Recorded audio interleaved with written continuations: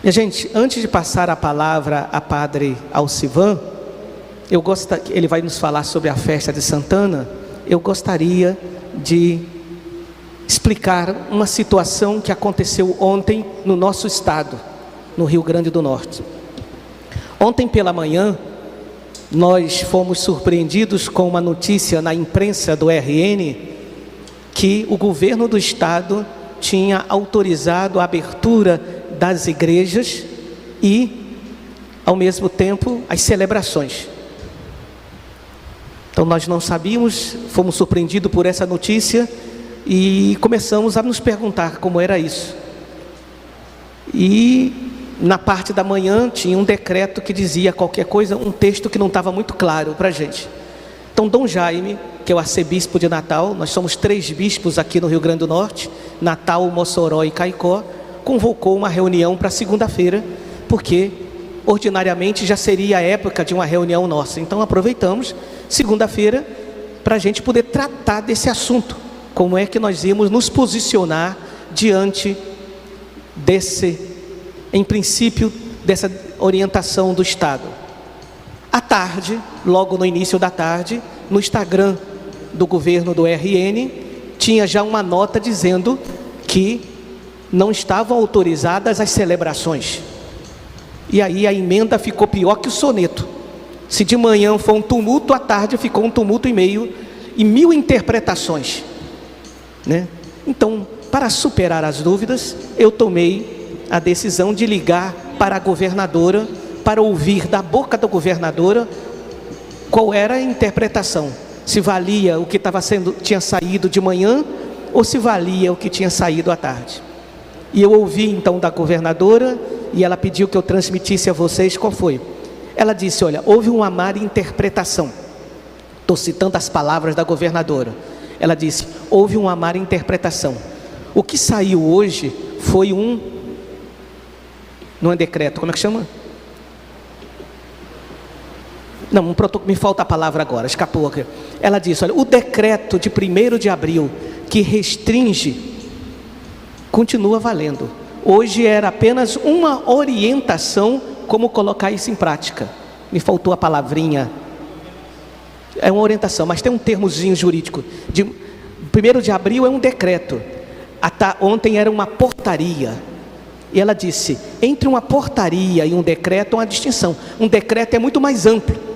Ela disse: foi uma portaria para regulamentar o decreto de 1º de abril. Ela disse: continua valendo o decreto de 1º de abril. Certo? Bem, explicado, esta é a explicação do governo do estado. Então foi uma portaria, a portaria não altera o decreto e não estão autorizadas as celebrações nas igrejas. Bem, diante disso, minha gente, gostaria de esclarecer. Primeiro, fiquei a males que vem para bem. Me surpreendi com a quantidade de mensagens que eu recebi de padres da nossa diocese, de leigos dizendo: espero que os bispos do Rio Grande do Norte tenham um bom senso e não façam isso. Fiquei feliz com isso. Não sabia que a nossa consciência estava que a gente estava tão consciente. Várias pessoas se manifestaram através do Facebook, das paróquias, e os párocos mandaram para mim, os próprios padres mandaram isso. Então foi bom que a gente começou a perceber o quanto nós temos amadurecido, tanto o nosso clero quanto o nosso povo diante disso. Depois, minha gente, deixa eu explicar uma relação que existe entre a igreja e o Estado. Entre a igreja e o Estado. E quando eu falo Estado, eu estou falando tanto quanto federação, quanto como Estado, como município. A igreja, ela está dentro de uma sociedade. E como qualquer cidadão e qualquer instituição que está dentro do Estado, ela segue as orientações do Estado. Então, quando o Estado, num decreto, coloca uma medida restritiva para o bem da coletividade, nós não estamos isentos disso. Então o decreto dizia que para proteger as pessoas no Rio Grande do Norte, qualquer evento que aglomerasse pessoas estava suspenso. Isso vale para tudo, inclusive para celebrações. E a igreja não está isenta disso. E nós nos aceitamos, né, a orientação como bom senso, mas ao mesmo tempo que a gente se sente parte da sociedade potiguar.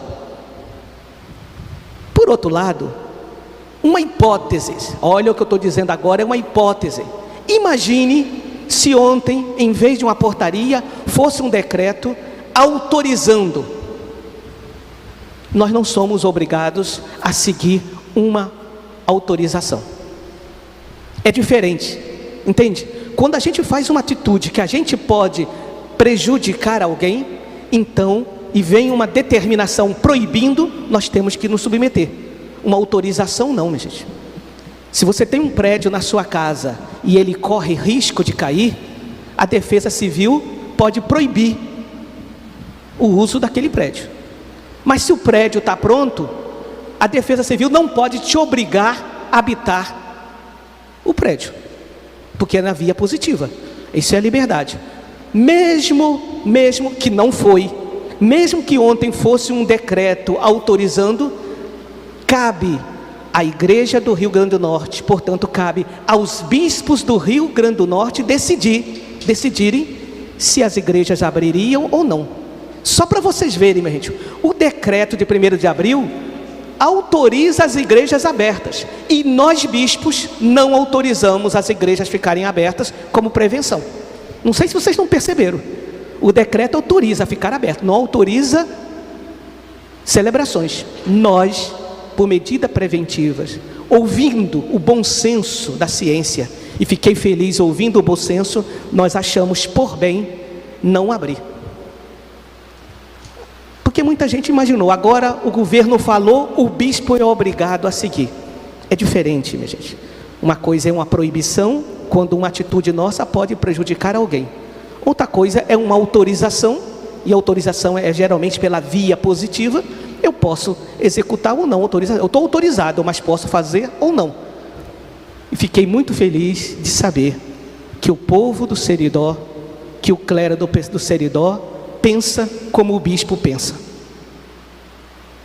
Que de fato, minha gente, no momento em que nós estamos subindo na curva, é imprudente a gente gerar qualquer situação que possa juntar pessoas e colocar em risco a vida das pessoas.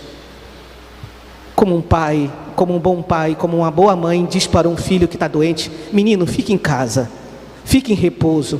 Quando você ficar bom, você volta a jogar bola. Eu digo isso ao povo do Seridó: quem puder ficar em casa, fique. Use as medidas sanitárias de higiene, usem máscara, que mais rápido, se fizermos o dever de casa certinho, o mais rápido possível, passaremos. Amanhã nós vamos ter reunião dos bispos, porque temos outras coisas para tratar, mas com certeza sobre isso vai permanecer do jeito que está. Até porque não houve nem alteração por parte do governo do estado. E seria uma falta de bom senso nós fazermos isso. Obrigado àquelas pessoas que se manifestaram.